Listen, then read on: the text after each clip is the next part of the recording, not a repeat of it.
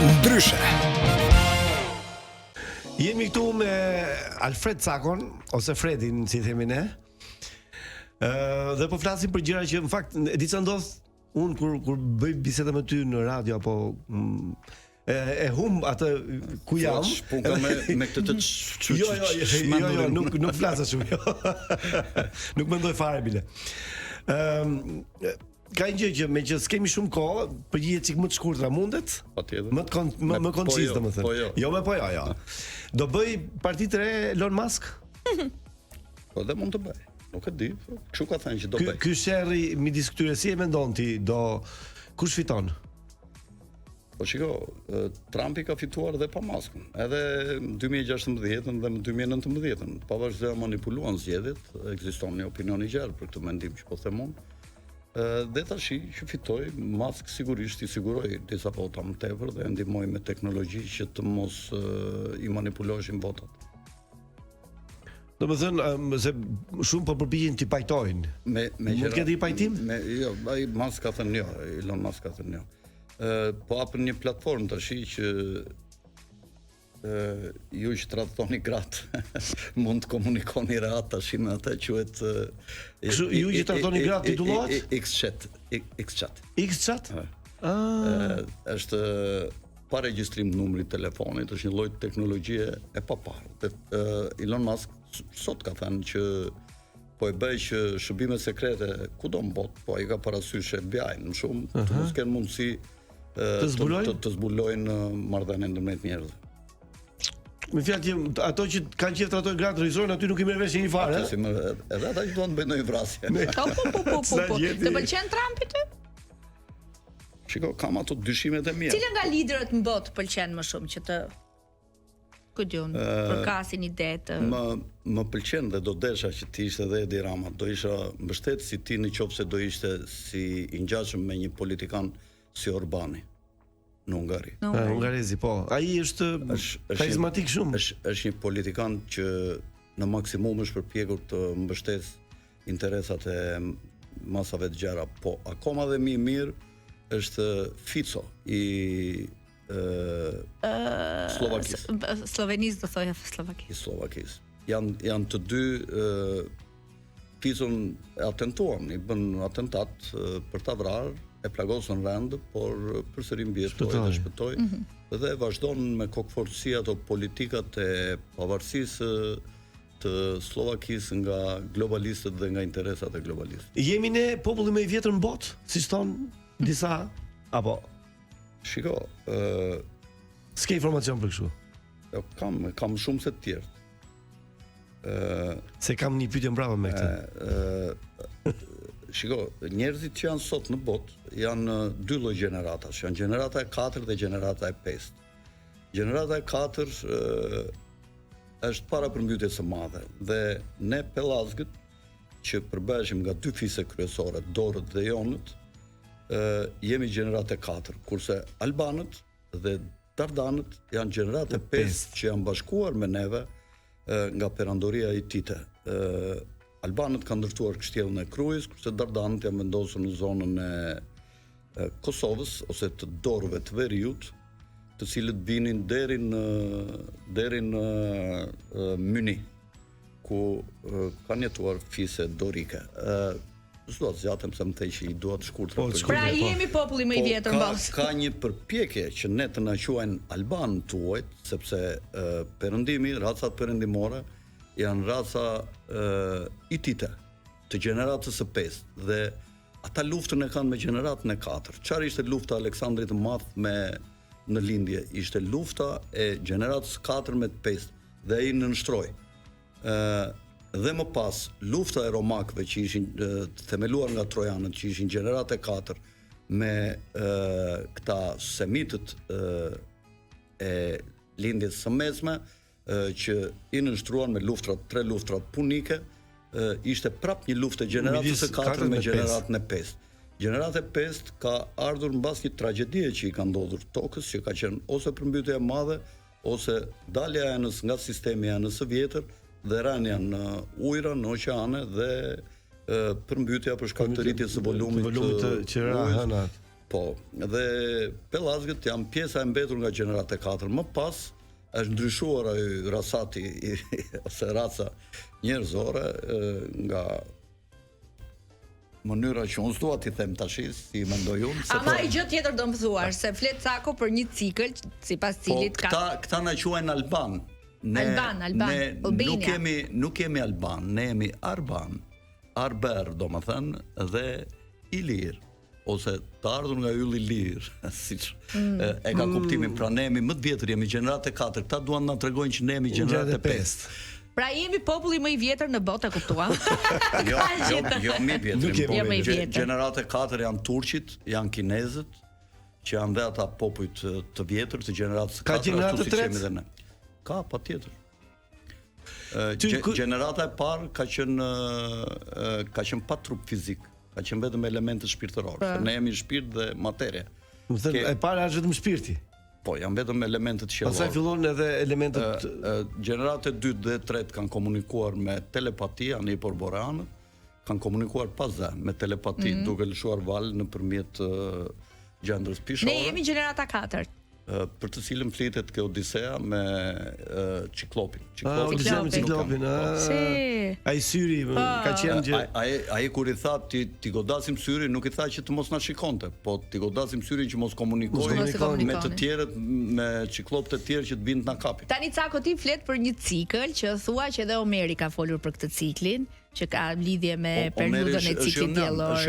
Po, ka lidhje me periudhat të ciklit diellor etj. Domethënë pyetja është, me vërtet do jetojmë 600 vjet? Kush tha që do jetojmë 600 vjet? Po, në një nga programet e juaja, teksa po e dëgjoja edhe po e zbardhja, thoshte njeriu mund të shkojë të jetojë deri në 600 vjet, pra mund të rritet mosha jetëgjatësia. Po, nëse futet mjekësia kuantike dhe futen edhe metodat dhe mënyrat e ushqimit, patjetër në mënyrë të natyrshme. Pa qipa, pa këto lidera, pa kamera. Shiko, pa qipa dhe pa vaksina. Edhe fëmijët s'duhet marrin asnjë vaksinë. As fëmijët asnjë vaksinë. Fëmijët asnjë vaksinë, as qent, as macet, asnjë vaksinë. Vaksinat janë Fëmijëve të tu ja ke bërë vaksinën?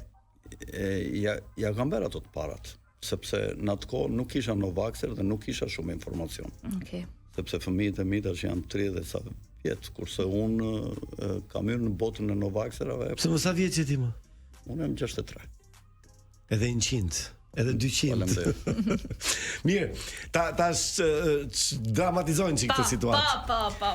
Ti në çfarë fushë tjetër si e gjeni, që thua mua këtu s'ma merr asnjë. Që ke edhe më shumë info se të tjerët, thua s'din ato sa mua. Në fushën e çmendurisë.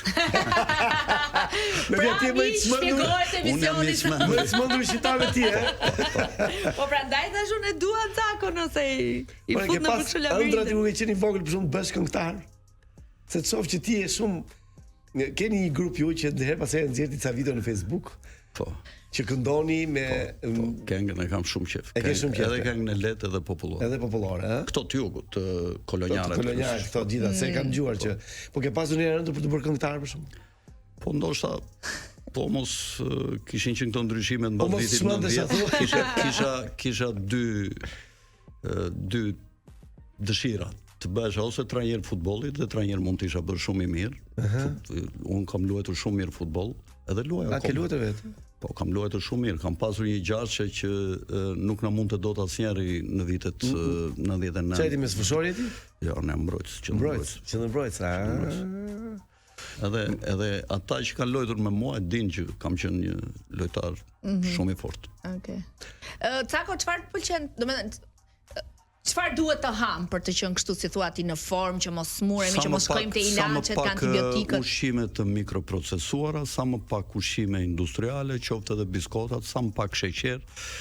Duhet Po karbohidrate. Duhet të merrni gjatë dietës ditore 30% proteina. Mish, të cilat mund të jenë shtazore ose edhe bimore, se edhe fasulet për shembull kanë grosha, kanë proteina dhe të tjera. 30% duhet të merrni karbohidrate dhe 30% duhet të merrni yndyrna të mira, jo avokado. Armiku më i madh janë këto vajrat që shiten këto që gatuajnë. Jo misri, jo, me majulliri gatuajnë. Gatimi duhet të jetë i tillë. Këtyre fast foodeve, ëh? Po, ato ushqimet fast foodet janë skëter.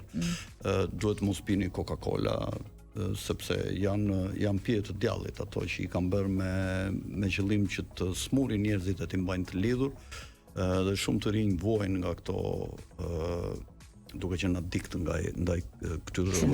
Dhe një pyetje tjetër kam për Cakon, për këto modën e këtyre gjilpërave që të dobësojnë. Këto Ozempik, Munxaro, këto shumë keq. Shumë keq. Njeriu duhet dobësohet në mënyrë të natyrshme duke bërë fasting për shembull 3 ditë në muaj, nuk është ndonjë problem i madh. As mos pinë, as mos han, 3 ditë. Është rakia pija më e mirë në botë? Po ndonjëherë po. Muj rakia bukuroshe, që më hedh qoshe më qoshe. Si mos e rakia ç'është kjo? Kemi ardhur në fund. Ku do i bësh pushimet verore? Ballkazani, ma do shpirti, ma do zani. Ku shkon për pushime? Çdo gjë duhet me karar. Edhe ajri që thithim, edhe uji që pim, dhe ushqimet, qofse janë me karar. Jeti qefti për plazh për kështu gjëra apo nuk i? Po jam dhe notar i mirë. Si amator jam notar i mirë. Po kështu e ke qef peshkimit? Jo, nuk kam peshkuar kur. Qa ha më shumë ti, mish apo peshk? Më shumë a mish. Mish më shumë. Zero pozitiv besoje? Po, zero pozitiv. Si unë? Si unë. Që kemi të 3 zero pozitiv. Të 3 pozitiv. Zero pozitiv. O kjo është më i çmendur i kanë. Dhe ujor. Ujor? Po. Opa uçu. Ujor janarje? Është një kombinim shumë i mirë. Ua, 30 janar, ujor. Unë jam 27 janar. Ja, si qenë, po paski. Kishte një fillim. Prandaj gjithmonë e kam pasur shefun. Kishte një fillim. Mi kemi ardhur në fund. Edhe një pyetje të fundit. Dua ta bëj këtë pyetjen për këto luftra. Jemi solar të dy. Solar. Dua ta bëj këto luftra. Këto luftra çfarë do bëhet me këta? Do mbarojnë? Domethënë kaq e vështirë është të pushosh Rusin, të pushosh Izraelin, ato fëmijët që shohim nëpër Instagram na këpusin shpirt. To janë projektet e këtyre mostrave që i gënjejnë njerëzit, ju këndojnë nga një hymn, ju këndojnë, ju nxjerrin një flamur. Nxjerrin sa njerëz naiv që thon Vučići është më i mirë se Albini, ti sulmojmë, na ka shar Albini Vučićin ose na kanë shar shqiptarët Vučićin ose shqiptarët ton Vučići na shavi Ramën ose serbët na shan. Domethënë ne duhet të shmangim këto gjëra në maksimum sepse nacionalizmi ekstrem është një lloj karburanti aq i mirë sa ç'është kur je në mbrojtje, aq i keq është për të sulmuar. Po, këta mjafton gjejnë një policë të keq në rajon dhe ai pastaj prish gjithë punën se nëse ty të sulmon dikush, ti pastaj do ish në luftë se s'ban. Dhe ata arrin e gjejnë një mënyrë për ta bërë një mënyrë për të gjetur dikë dhe një sebeb për të sulmuar. Mirë, me që shfrytëzojnë këto ndarjet fetare, ndarjet racore, konfliktet historike që kanë pasur me njëri tjetrin, i shfrytëzojnë edhe të ndezin nëpërmjet liderave të kapur, për shembull Rama. Nuk jam i sigurt, po ti thon ata futi Shqipërinë në luftë, vetëm të shpëtosh lëkurën tënde. Dhe thot duhet shpëtojmë derin në kombit, thot do idhemi të gjithë, thot për të shpëtuar, për të nderuar. Unë ju kam në zemër, ju theshte bëni vaksinat, i futi të gjithë në vaksinat. Pa të ka gjithë bota se se tha Rama ka gjithë thanë, me Merkel e me gjithë thanë. E ka bëruj, po pëse qarën ata, thanë, më mostra se Rama. Po nuk e shpikur Rama. Fredo, sa del ndeshja sot Letoni Shqipëri? Po me imbarazim do isha i kënaqur. Po jo, do fitojmë se s'vën. Akoma dhe më mirë. Jemi për fitore. Kemi shanse për hyrje botror apo? Nuk je entuziast. Nuk jam entuziast. Nuk je entuziast. Faleminderit shumë që na dëgjuat. Ishte një super program sot. Pjesën e parë me Kesi Dolën me pjesën. Nuk më pëlqen fare. Nuk na pëlqen as neve. Më duket edhe një çik si homoseksual kështu nga pamja jashtë. Po mi më shkej që ka edhe ti. S'ka ndonjë gjë. Më tash e ca akoma. Futbolli është çik burror, kështu që Shiko. Është smendur çka. Tifozët e kuptojnë më mirë se çfarë duhet të bëjë ai dhe ai e bën vetëm pasi bërtasin tifozët. Në kampionatin evropian nuk fus të brojnë, gjithë njerëzit i triznin broja dhe kur futi brojnë 2-3 gjëra që ngelen në mendje nga ekipi toni la broja. E vërtetë është. Tashi e fut brojnë, e fut sulmues të djathtë kur broja është pyk. Nuk mund të futesh ti lojtarin e Chelsea ti shërbej atij lojtarit në Turqi. Aq më tepër që ai ishte edhe i smur me temperaturë. Po pse s'kishim Aslanin për penalltin? Po ti tani s'mbarojmë neve po. Shpresoj të fitojmë sot. Shumë faleminderit Fredi, je gjigant edhe i çmendur diskutohet fare. Faleminderit. Faleminderit që ishe, faleminderit. Do takojmë të martën tjetër. Yes. Mirë pafshim, mirë takofshim, mirë dëgjofshim deri atëherë.